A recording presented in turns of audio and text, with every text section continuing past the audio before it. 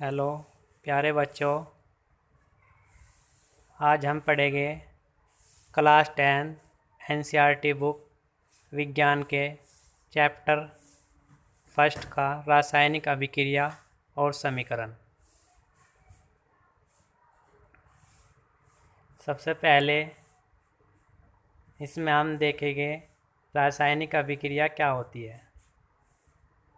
रासायनिक अभिक्रियाएं वे प्रक्रियाएं हैं जिनमें नए गुणधर्मों के साथ नए पदार्थ का निर्माण होता है। किसी अभिक्रिया को इस प्रकार व्यक्त किया जाता है कि बाएं ओर अभिकारक तथा दाएं ओर उत्पाद व मध्य में तीर का निशान लगा दिया जाता है। अभिकारकों व उत्पादों में योग का चिन्ह लगाया जाता है। वे पदार्थ जो अभिक्रिया में भाग लेते हैं अभिकारक कहलाते हैं। अभिकारक किन्हें कहते हैं? वे पदार्थ जो अभिक्रिया में भाग लेते हैं अभिकारक कहलाते हैं। उत्पाद किसे कहते हैं? वे पदार्थ जो अभिक्रिया में नए बनते हैं उत्पाद कहलाते हैं। जैसे यहाँ पर एक समीकरण दी हुई है, magnesium plus oxygen arrow magnesium oxide, जिसमें मैग्नीशियम और ऑक्सीजन क्या है? हमारा अभिकारक है और मैग्नीशियम ऑक्साइड हमारा उत्पाद है। यह समीकरण शब्द समीकरण है। किसी भी अभिक्रिया को शब्द समीकरण के रूप में लिखना लंबा हो जाता है, इसलिए रासायनिक अभिक्रिया को शब्दों के रूप में व्यक्त ना करके रासायनिक सूत्र के रूप में व्यक्त किया जाता है, जिसे रासायनिक समीकरण कहते हैं। यहाँ से रासायनिक समीकरण की परिभाषा बनती है,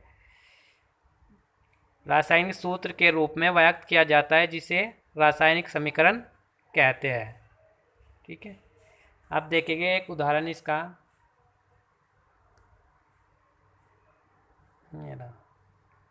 यहाँ पर Mg मतलब मैग्नीशियम प्लस O2 ऑक्सीजन क्या है? हमारे अभिकारक है। एरो MgO मैग्नीशियम ऑक्साइड जो हमारा क्या है? उत्पाद है। ठीक है, क्लियर। अब पढ़ेंगे जो हमारे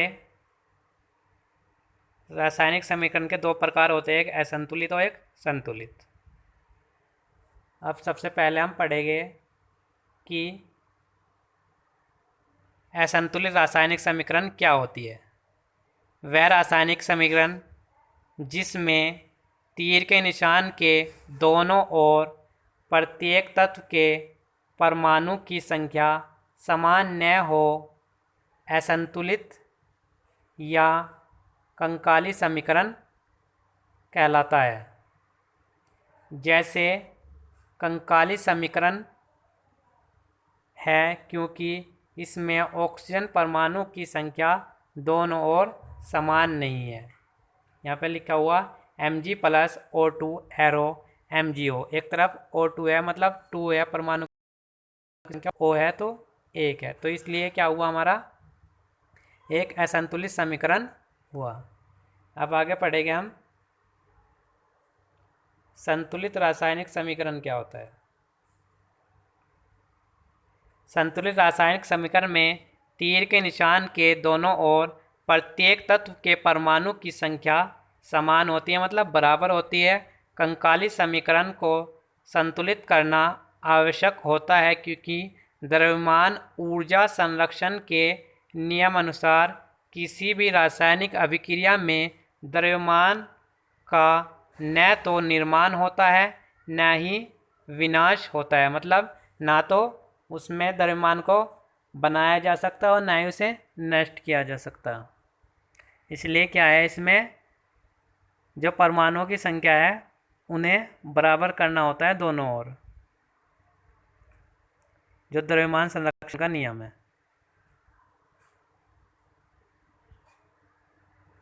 अभिक्रिया में दोनों ओर परमाणुओं की संख्या समान होने पर उसका द्रव्यमान भी समान होता है।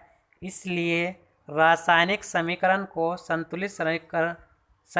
संतुलित करना भी आवश्यक होता है।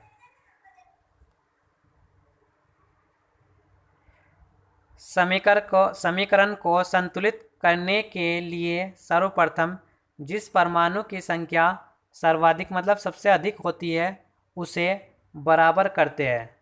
इसके पश्चात अन्य की संख्या को बराबर करते हैं। जैसे यहाँ पर लिखी हुई है समीकरण, एक समीकरण लिखी हुई है पहले Fe प्लस H2O एरो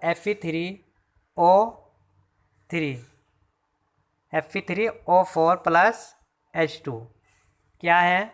यहाँ पर एक तरफ इसमें सबसे पहले ऑक्सीजन की देखेंगे, सबसे अधिक है यहाँ पर 4, तो ऑक्सीजन की संतुलित करेंगे, क्या हो जाएगा यहाँ पर ओके 1 है तो इधर 4 लगाएंगे और H के इधर लगाने पर 4 तो 8 हो जाएगा, फिर इधर भी 4 लगाएंगे। ऐसे ही Fe3 के इधर 3 है तो इधर भी 3 लगा देंगे। ठीक है, फिर समीकरण बन के क्या आ जाएगी हमारी 3Fe plus 4H2O arrow Fe3O4 plus 4H2O।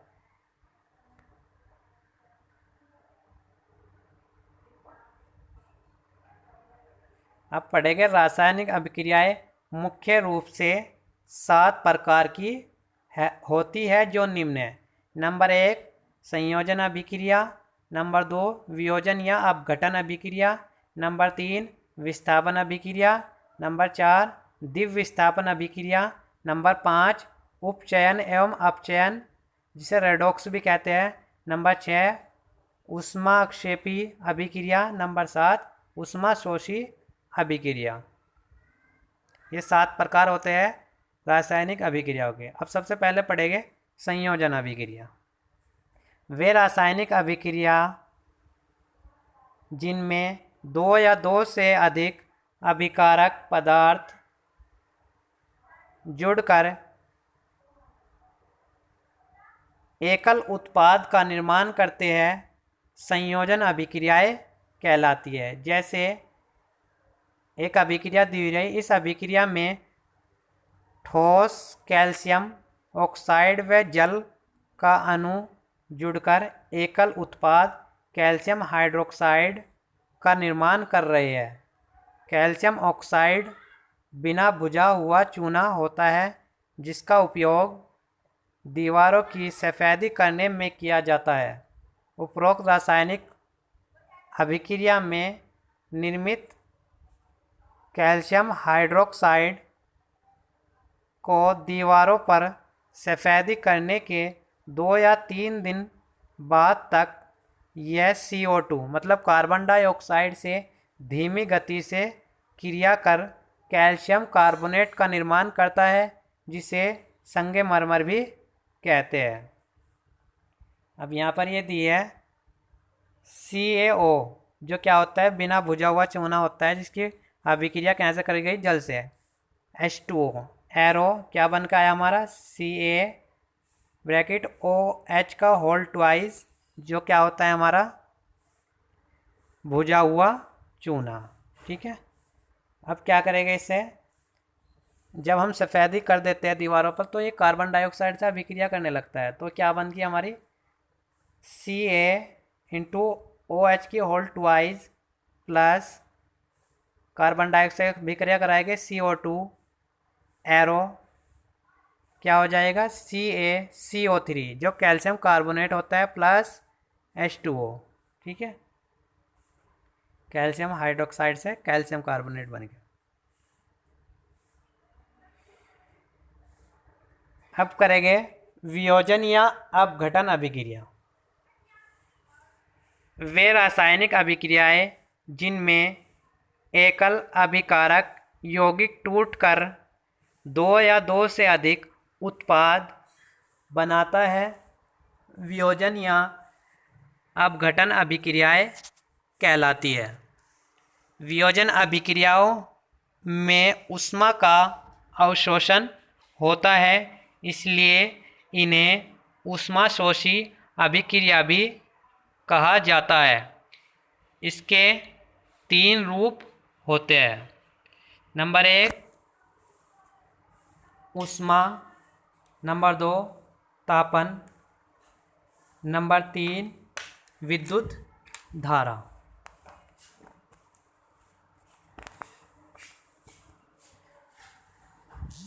अब इसकी यहाँ पर 3 अभिक्रियाएं दी हुई है।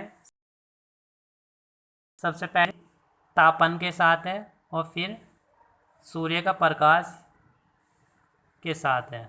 इन्हें नोट डाउन कर लें। जितनी भी इसमें उदाहरण एग्जाम्पल लिखे हुए ना सबको नोट डाउन कर लें इनकी परिभाषाओं के साथ। अब पढ़ेगा हम विस्थापन अभिक्रियाएं।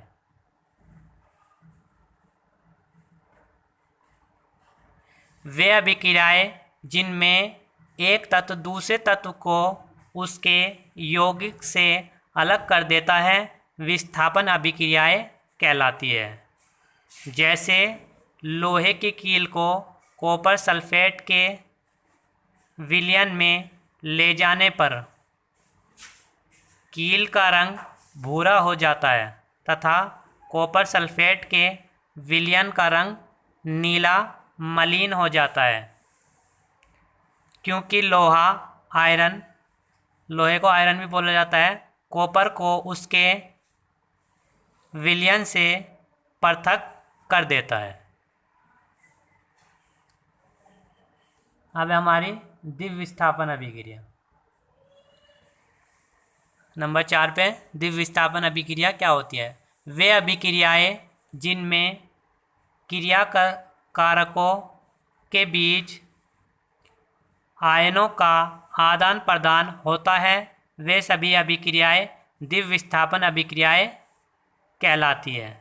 इस अभिक्रिया में Ba2+ तथा SO4 आयनों की क्रिया से BaSO4 के अवक्षेप का निर्माण होता है। यहाँ पर अभिक्रिया दी है Na2SO4 जो हमारा सोडियम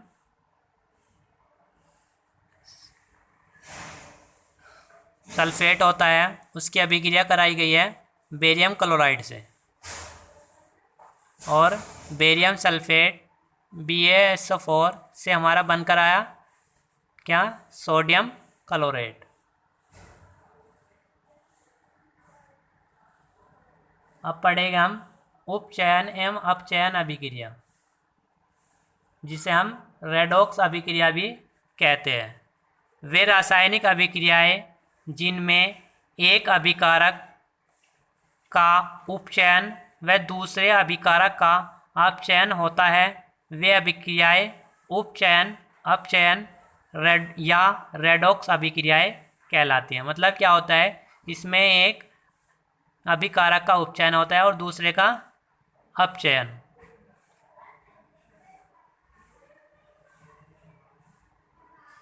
अभिकारक में ऑक्सीजन का जुड़ना अथवा हाइड्रोजन का निकलना उपचयन तथा ऑक्सीजन का निकलना अथवा हाइड्रोजन का जुड़ना अपचयन कहलाता है।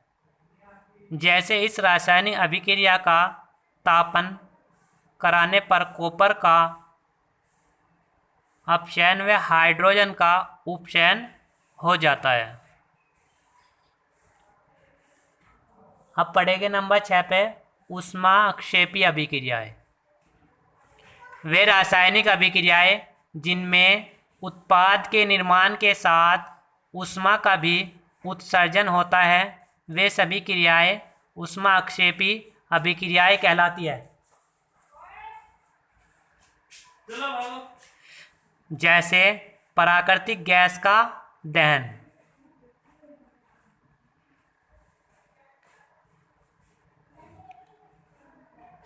ऊष्माक्षेपी अभिक्रियाएं क्या होती है? वे रासायनिक अभिक्रियाएं जिनमें उत्पाद के निर्माण के साथ साथ ऊष्मा का भी उत्सर्जन होता है, मतलब उससे ऊष्मा भी निकलती है। सभी अभिक्रियाएं ऊष्माक्षेपी अभिक्रियाएं कहलाती है। जैसे प्राकृतिक गैस का दहन। अब पढ़ेंगे ऊष्मा शोषी अभिक्रिया। वे रासायनिक अभिक्रियाएं जिनमें ऊष्मा का अवशोषण होता है वे सभी अभिक्रियाएं ऊष्मा शोषी अभिक्रियाएं कहलाती है। क्या होता है, इस ऊष्मा को अंदर लेती है अभिक्रियाएं अपने। सभी अपघटन अभिक्रियाएं ऊष्माक्षेपी होती है। जैसे Cu+O2 ताप 2CuO।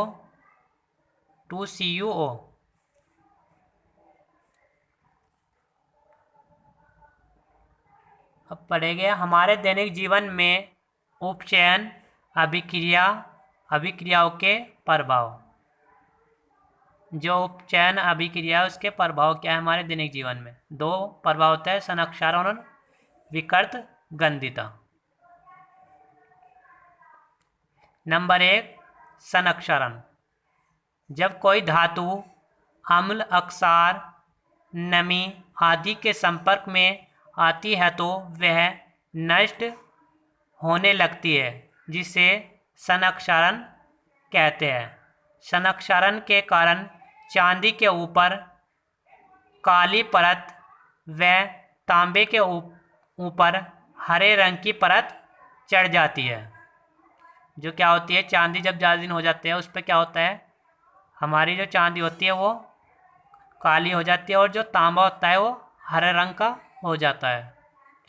संक्षारण के कारण ही पुल, लोहे की रेलिंग, जहाज, धातु विशेषकर लोहे से बनी वस्तुएं नष्ट हो जाती है, जिसका मुख्य कारण उपचयन अभिक्रिया है। संक्षारण को पेंट करके रोका जा सकता है। अब है विकृत गंधिता।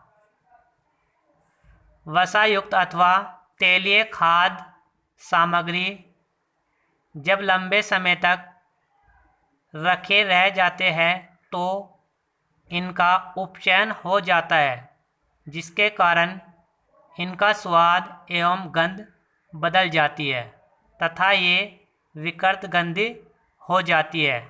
इसके प्रभाव को रोकने के लिए खाद्य सामग्री को वायुरोधी बर्तनों में रखा जाता है, जिसमें वायु का प्रवेश ना हो। ऐसे डब्बों में उसे बंद करके रखा जाता है। चिप्स बनाने वाले चिप्स की थैली में से ऑक्सीजन निकालकर नाइट्रोजन जैसी कम सक्रिय गैस भर देते हैं ताकि उनका उपचयन ना हो सके। बस ये चैप्टर 1 के नोट्स पूरा हुआ। इसमें अब आगे इसके ऑब्जेक्ट टाइप क्वेश्चन देखेंगे अगले लेक्चर में। प्लीज़ चैनल को सब्सक्राइब करें, वीडियो को लाइक करें और शेयर करें। Thank you.